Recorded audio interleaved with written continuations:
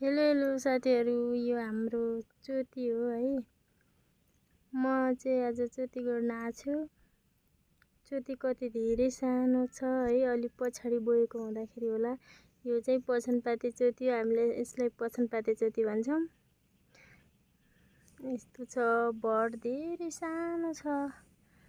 कसरी गोड्ने होला, हातमै नलाग्ने जत्रो छ भर।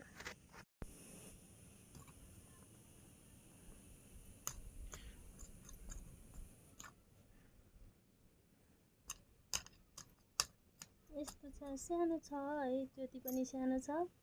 यो पछनपाते चोटी हो, हामीले साउन महिनामा बोएको चोटी हो। यो चाहिँ हाम्रो पछनपाते चोटी हो। यो हामी यसलाई पछनपाते चोटी भन्छौँ। तपाईँहरूको भाषामा त अब के भन्नुहुन्छ मलाई थाहा भएन है।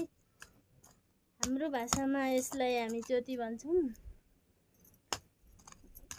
गोड्न कति गाह्रो छ साथीहरू। अस्ति पानी परेर हैरान बनायो। पानी परेको कारणले यो पानीमा गोड्न मिल्दैन नि त। पानी आएको बेला किराले खान्छ भनेर हामी घामला बेला मात्रै गोड्छौँ यसलाई। आज एकदम राम्रो घाम लागेको थियो, त्यही भएर म गोड्न आएको। भर चाहिँ एकदम सानो छ क्या, हातले टिप्नै नसक्ने। यो पानी परे बेला हामीले गोड्दैनौँ।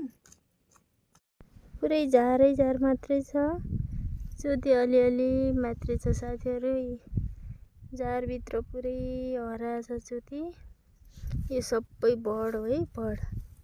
चोटी त काहीँ मात्र छ, अलिअलि मात्रै छ। पुरै भडै भड छ, यस्तो छ। ल बल्ल तल्ल गोडेर सकियो साथीहरू। मेरो चाहिँ अनुहारैभरि पुरै पसिनै पसिना भएको छ। झार पनि कति धेरै आएको। बल्ल तल्ल सकियो फाइनली गाइजहरू। अब गोड्नु यति नै हो है। यो कुमाले यसरी गोड्ने चाहिँ लास हो, यो लास्टमा होस्, सकियो। अब यो लास्टमा यो चोटी नै गोडिन्छ है। अरू त अस्ति नै गोडेर सिद्धियो। अब सिमी, चिनो अनि कोदो तिनीहरूमा अब झाला हाल्न मात्र बाँकी छ। अब हजुरहरूको भाषामा के भन्नुहुन्छ, आफ्नो आफ्नै छुट्टै भाषा हुन्छ। हाम्रोतिर झाला आलु भन्छौँ, भडा आलु पनि भन्छौँ है। अब कसैकोमा धान सोर्नु, कोद्या सोर्नु भन्छौँ है। हाम्रो माइतीकाममा त धान सोर्नु, कोद्या सोर्नु भन्थ्यौँ है। अब हजुरहरूको पनि छुट्टै भाषा होला। हाम्रोतिर अब त्यो भड हाल्ने काम मात्र बाँकी नै छ। लगभग गोडेर चाहिँ सिद्धियो। यस्तो छ, यता अनुहारभरि पुरै पसिनै पसिना भएर पानी तिर्खा एकदम लाग्छ साथीहरू। झार पनि कति धेरै आएको हो। बल्ल त